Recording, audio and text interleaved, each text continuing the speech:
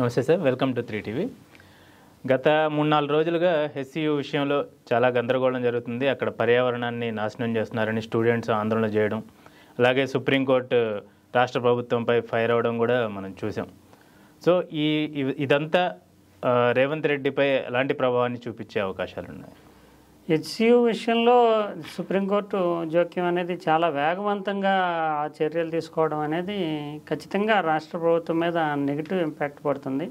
Supreme court ఈ పిటిషన్లు వచ్చిన వెంటనే ఇమ్మీడియట్గా హైకోర్టు రిజిస్ట్రార్ని అక్కడికి పంపించడము, గంటల వ్యవధిలోనే నివేదిక తెప్పించుకోవడము, 3 రోజుల్లోనే 100 ఎకరాల్లో ఇది అడవులకు సంబంధించి కావచ్చు చెట్లను కొట్టేయడం అనేటటువంటి ఇష్యూని సీరియస్గా తీసుకుంటూ సుప్రీంకోర్టు ఇమ్మీడియట్గా అక్కడ మొత్తం వ్యవహారాలన్నింటిని కూడా ఆపేయండి కొట్టడం అనే దాన్ని. అంతేకాకుండా ఏప్రిల్ 16 లోపు రాష్ట్ర ప్రభుత్వం నుంచి నివేదిక కోరడము, అంతేకాకుండా రాష్ట్ర ప్రభుత్వము ఒక మందంగా ఉంటూ సుప్రీంకోర్టు ఆదేశాలను కూడా కొన్ని సందర్భాల్లో పక్కన పెడుతూ ఎవరికి తెలియదు కదా అంటే పెళ్లి కళ్ళు మూసుకున్నట్టుగా తమ పని తాము చేసుకుపోదాం అనే వ్యవహారాలని రాష్ట్ర ప్రభుత్వాలు కొన్ని సందర్భాల్లో చేస్తూ ఉంటాయి. కనుక సుప్రీంకోర్టు డైరెక్ట్గా చీఫ్ సెక్రటరీని ఉద్దేశిస్తూ, అంటే చీఫ్ సెక్రటరీ అంటే అడ్మినిస్ట్రేషన్ మొత్తానికి ఆమె బాధ్యురాలు, ఎందుకంటే ఆమె అంటే ఎవరుంటే వాళ్ళు. అందువల్ల ప్రభుత్వంలో ముఖ్యమంత్రి వాళ్ళు రాజకీయ కార్యనిర్వాహక వర్గం కనుక వాళ్ళు అనేక రకాలైనటువంటి గిమ్మిక్లు పబ్లిక్కి సంబంధించి చేస్తూ ఉంటారు.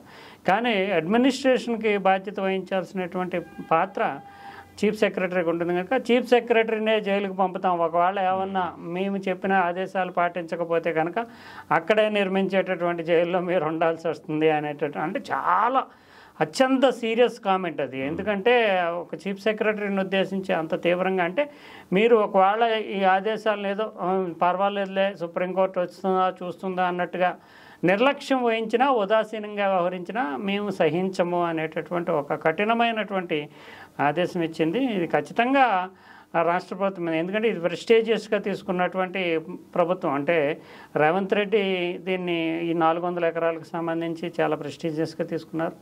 దానికి కూడా అనేక రకాలైనటువంటి కారణాలు ఉన్నాయి. ప్రభుత్వంలో నిజానికి మిగిలిన విషయాల్లో ఎక్కడ కూడా మంత్రులు పెద్దగా ముందుకు వచ్చి ప్రభుత్వాన్ని సపోర్ట్ చేయకపోయినా ఈ విషయంలో 400 ఎకరాల విషయంలో అది ప్రభుత్వ స్థలము, హెచ్సియుకి సంబంధం లేదంటూ అందరూ బయటకు వచ్చి మంత్రులు చెప్తున్నారు. దానికి ప్రధాన కారణం ఏంటంటే రాష్ట్ర ప్రభుత్వం ఈ స్థలం మీద దృష్టి పెట్టడానికి ప్రధాన కారణము నిజానికి వీళ్ళు బహిరంగంగా చేస్తున్న వాదన ఏంటంటే అక్కడ పారిశ్రామికీకరణ, 100 లక్షల మందికి ఉద్యోగాలు ఇవన్నీ చెప్తున్నారు. కానీ అది నిజం కాదు. అది అంటే వాస్తవంగా ఏంటంటే ఆ భూముల విలువ, ఎందుకంటే రాష్ట్ర ప్రభుత్వం తీవ్రమైనటువంటి ఆర్థిక సంక్షోభంలో ఉంది. ముఖ్యమంత్రి ప్రతి సందర్భంలోని డబ్బులు లేవు అని చెప్తున్నారు.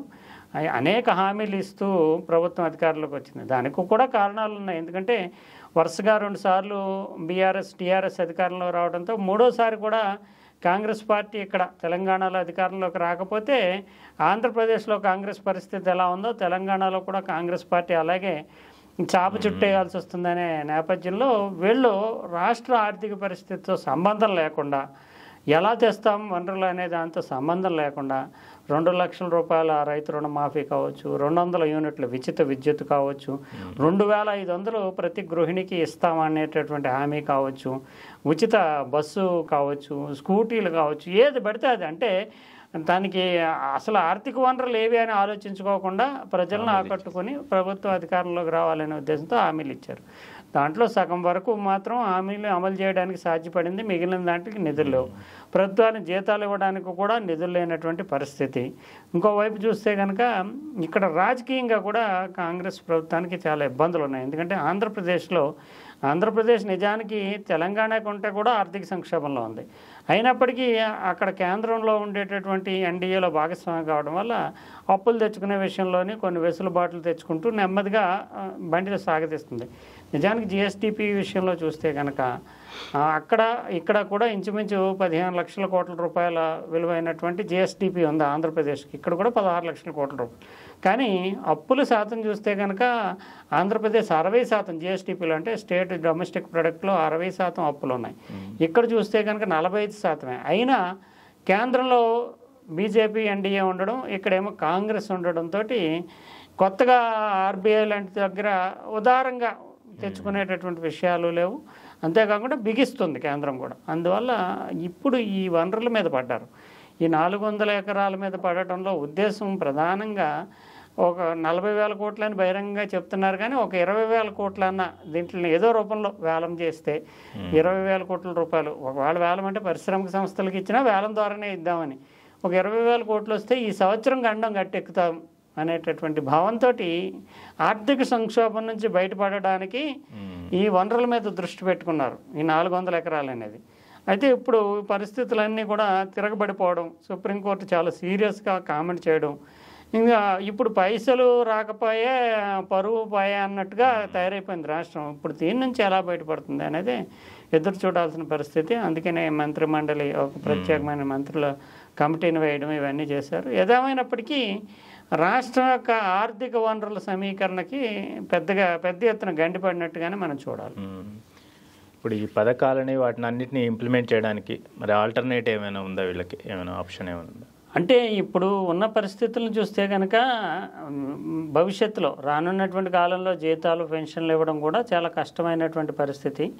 గతంలోనే అంటే ఈ పరిస్థితి ఉంటుందని తెలుసు. గతంలో బీఆర్ఎస్ కూడా బీజేపీ పార్టీ కాకపోయినప్పటికీ 2020 వరకు అంటే 2 సార్లు అధికారంలోకి వచ్చిన తర్వాత కూడా కేంద్రంతో ఒక సామీప్యతని సాన్నిహిత్యాన్ని మెయింటైన్ చేసింది. దానికి ప్రధాన కారణం ఏంటంటే రుణాల సమీకరణకి సంబంధించి కొత్త రాష్ట్రం కావడం వల్ల కేంద్రం కొంచెం ఎఫ్ఆర్బిఎం పరిధిలోని గట్ట ఉన్నప్పుడు కొంచెం బహిరంగంగా తెచ్చుకోవడానికి గట్ట కొంచెం వెసులుబాటు కల్పిస్తుందని.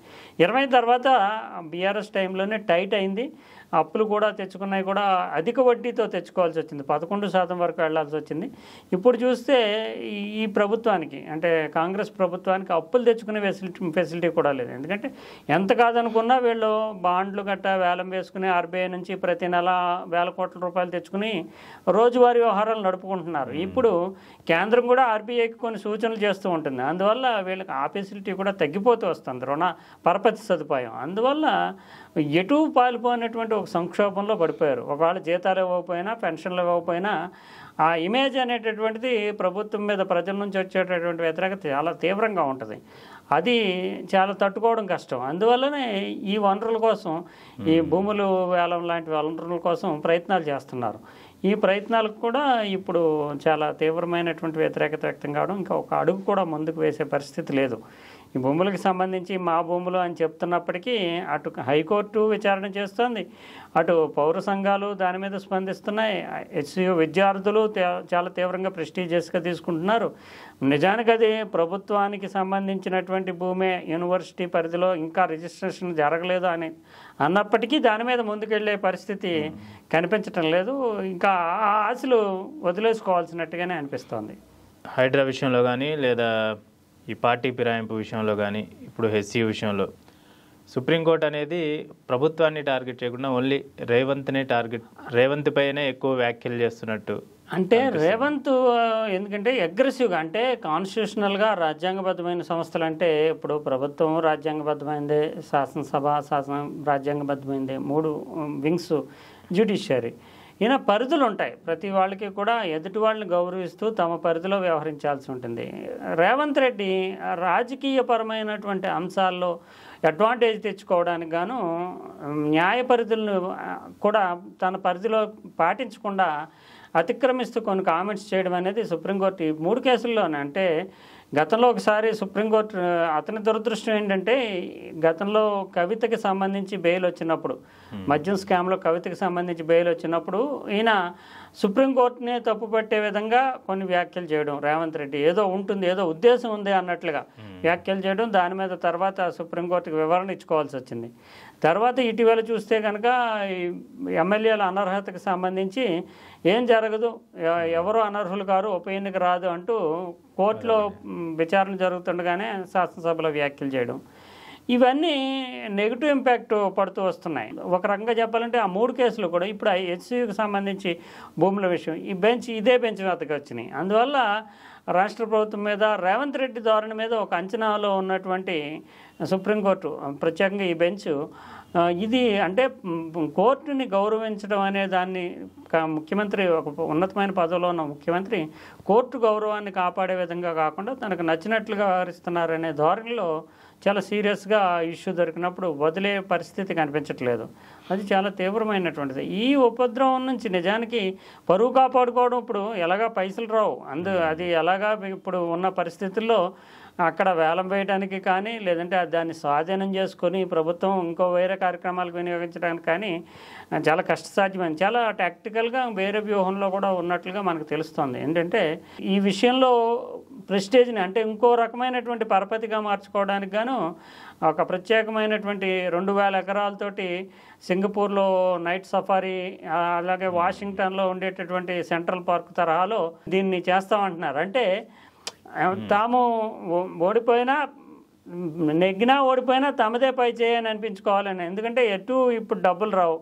ఇంకా దీన్ని ఈ హెచ్సియు ఇష్యూ ఎంత పెద్దది చేసింది కనుక ఇప్పటికీ 2000 ఎకరాలు 1800 నుంచి 2000 ఎకరాలు హెచ్సియు పరిధిలో ఉంది, ఈ 400 ఎకరాలు కాకుండా.